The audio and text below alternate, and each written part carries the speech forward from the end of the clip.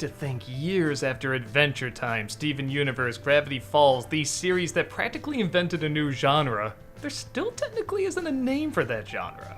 I always just kind of called them cartoon epics because it's not like Batman or X-Men or those are animated series. Everybody's supposed to look pretty realistic. These are clearly cartoons. The features are exaggerated, usually for comedic effect. Zany slapstick can happen and so forth, but in the long run, it slowly reveals itself as a big epic story.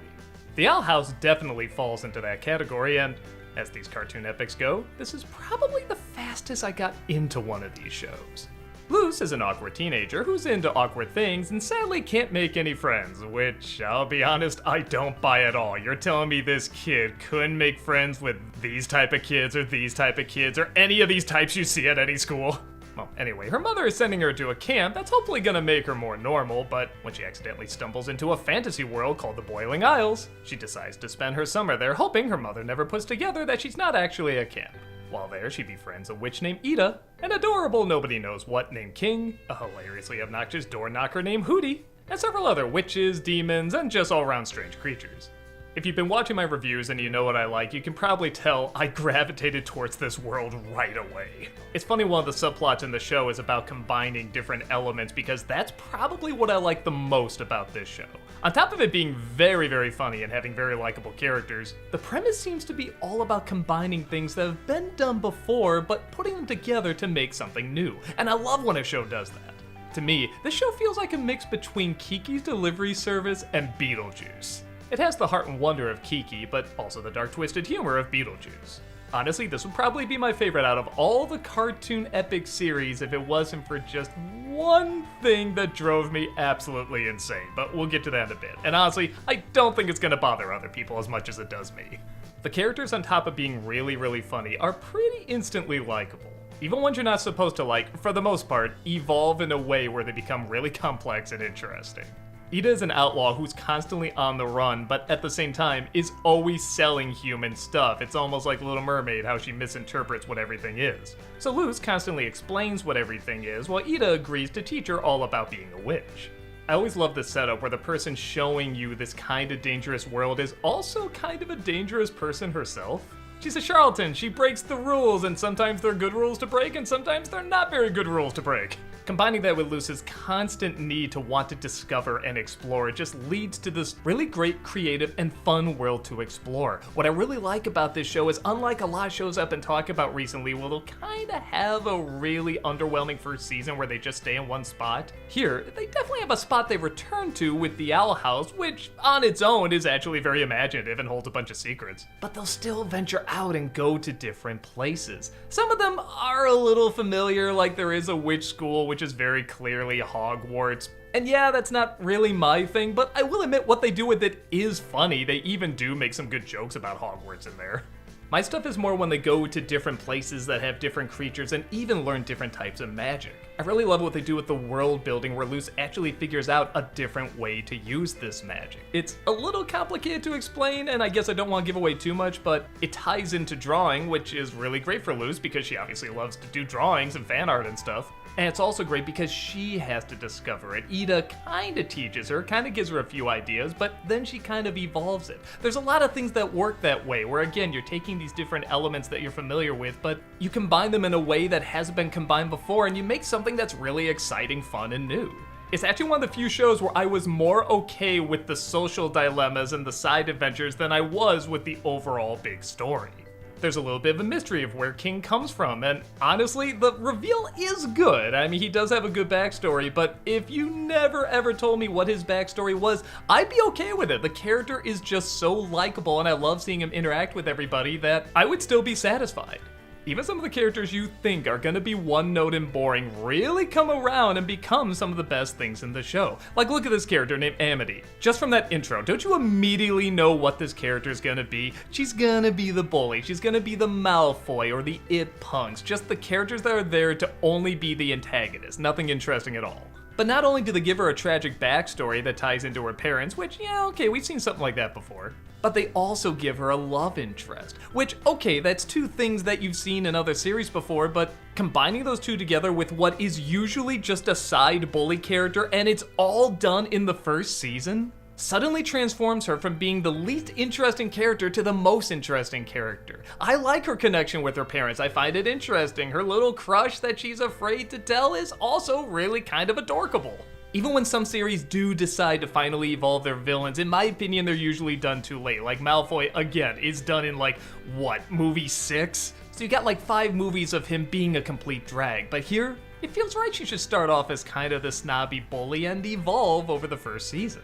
She doesn't feel like she's there just to be an obstacle. She is a fully fleshed out character. Which is more than I can say for the main villain of the show. Okay, let me get to the one thing I really didn't care for in this series. I don't like Bellows.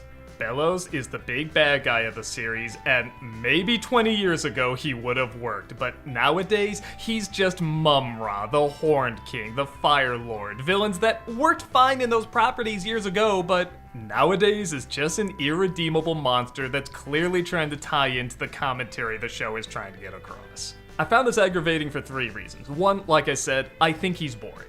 Near the end, they kind of have fun making his design really creepy and cool, like this is almost in PG-13 territory, but for the most part, he's just the big boring baddie.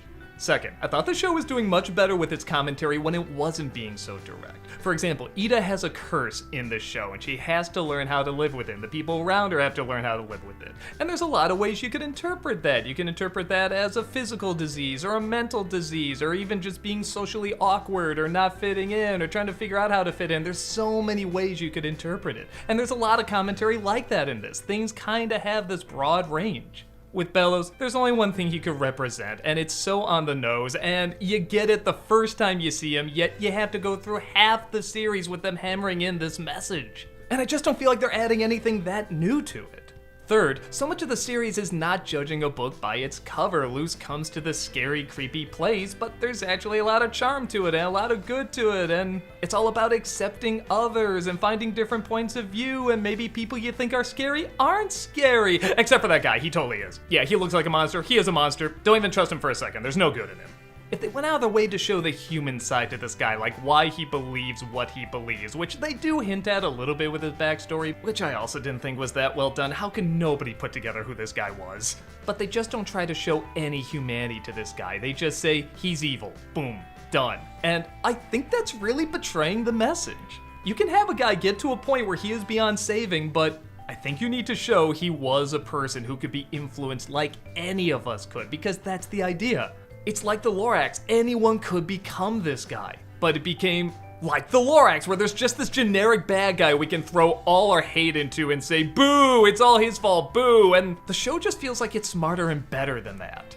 Because of this, we also get the major climax we see in all of these shows now. Don't you know there's gonna be some major monster they have to fight? Don't you know it's gonna all tie into some big, obvious moral? Don't you know when one of the main characters apparently dies, they're not really dead? Didn't I already see half a season where the main characters spend time in our world and then have to go back to the fictional world, and a whole bunch of glowy stuff happens with people crying and somebody realizing who they really were all the time? It just feels so done now.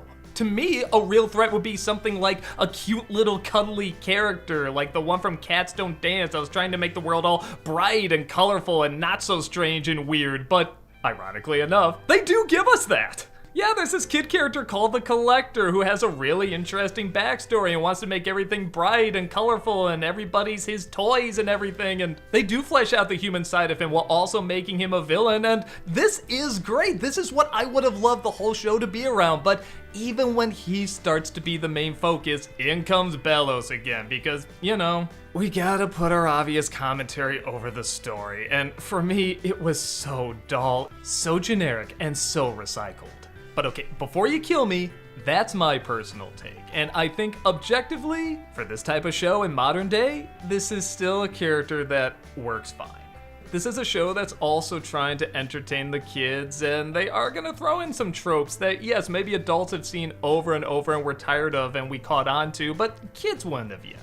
But I guess when a show like this starts off making fun of certain tropes, like one of my favorite episodes is kind of disproving the whole idea of the chosen one, like why it's been overdone, it can be manipulative, and maybe it shouldn't be done so much, but then kind of continues with these tropes that's also being done too much is kind of manipulative too. It feels like a downgrade. But again, objectively, I can't say it's bad. It still gets across the message well enough. It still unites the characters together. It still makes the bad guys look bad, but have a little wiggle room for good. Well, again, some of them, not the main baddie, but for the part of the show that has earned the right to just be a kid's show, this is okay. But I feel like shows like this have two more goes with this type of character. Someone who's just irredeemably evil, and that's it. Even Jack Horner is funny. You can make him irredeemably evil, just add something unique to it, and Bellows to me is nothing unique. But he's not enough to ruin the show by any means, just drag it down from what I would pretty much consider a perfect show otherwise. But also, like I said, I don't think everyone's gonna have the same reaction I did. Because I do think this show is trying to hit everyone, but let's face it, is trying to hit certain groups of people more than others. I do think there are gonna be quite a few folks that are gonna connect to it more than I am, or at least certain elements more than I am. For me, I connected to the strange world, the strange characters, and the great comedy. I did hear a lot about how this show was supposed to have more seasons, but Disney kind of screwed them over, so they had to squeeze a lot in the last few episodes and kind of call that a season. But honestly, I thought a lot of that worked better than what most people were building up. A lot of people were saying it's really awkward sometimes, and I didn't really get that. Again, all the awkward stuff I kind of just got from the Bellows character. To a point where, like I said, I really wish the Collector was the big bad guy in all this. But yes, at the same time, this is a show that also kind of wants to celebrate its tropes. It wants to also incorporate all the tropes that something like Adventure Time and Gravity Falls and so forth have also incorporated. And it's hard to fault it on that, especially when the main character is obsessed with shows and animes and drawings and stuff like that. It makes sense. So, I definitely strongly recommend this. If you like things that are weird and odd and crazy, bizarre worlds, this is definitely for you. And if not, well, you're probably not watching me anyway. The problems I think it has, I don't think everyone else is gonna consider a problem, so either you're gonna get a great show that's gonna have some distracting faults, or you're just gonna get a great show. It seems to have a die-hard fan base, and it isn't difficult to see why. It's very likable, very creative, very funny, combines a lot of what many animation audiences enjoy, yet does so in a way that creates something really exciting and new. It may not be perfect, but it comes pretty close.